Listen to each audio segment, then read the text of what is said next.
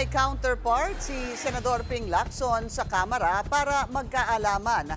Full transparency rin ng budget process ang hirit ng isang kongresista. Ang detalye sa agenda report ni Mavic Trinidad ng Abante. Sino nga ba ang nagdagdag at sino ang nagbawas? Itong tanong ni House Deputy Speaker Ronaldo Puno sa controversial na 2025 national budget. At dapat anya, may managot dito.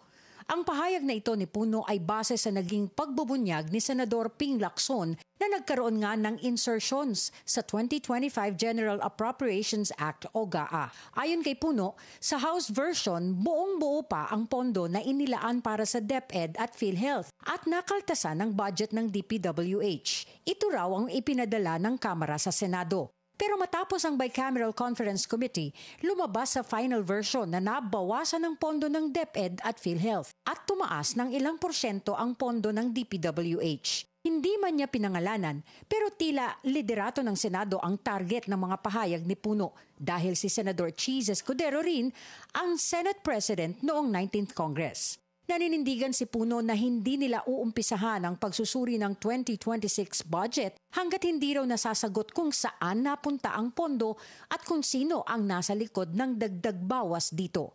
Ayon kay Puno, pagtulong kay PBBM ang ginagawa nilang pagbusisi sa budget, lalo na't nagbanta ang Pangulo na hindi niya ito pipirmahan kung hindi ito naka-align sa prioridad ng kanyang administrasyon. Sa turnover ng 2026 National Expenditures Program ng Budget Department kanina sa Kamara, nangako si House Speaker Martin Romualdez na magiging bukas na sa publiko at sa media ang pagbusisi nila sa budget.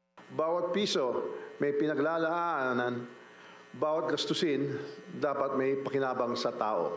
Sa presentasyon ng budget kanina, sinabi ni Budget Secretary Amina Pangandaman na nakaangkla ang panukalang 6.79 trillion peso budget sa pangako ng Marcos Jr. Administration na Agenda for Prosperity. Pangunahing paglalaanan ng budget para sa 2026 ay ang mga social services, partikular ang nasa sektor ng edukasyon na may panukalang pondo na 928.5 billion pesos. Karamihan sa mga departamento ay dinagdagan din ng budget para masagot ng pamahalaan ang mga agarang pangangailangan ng taong bayan.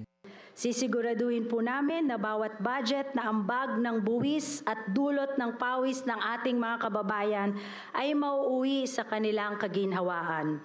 Masusian niyang pinag-aralan ito ng Pangulo para ang buong bansa ay makinabang sa bawat pisong pondo ng pamahalaan. Sa Lunes, August 18, sisimulan na ang budget deliberation sa Kamara. Para sa agenda, Mavic Trinidad, Abante.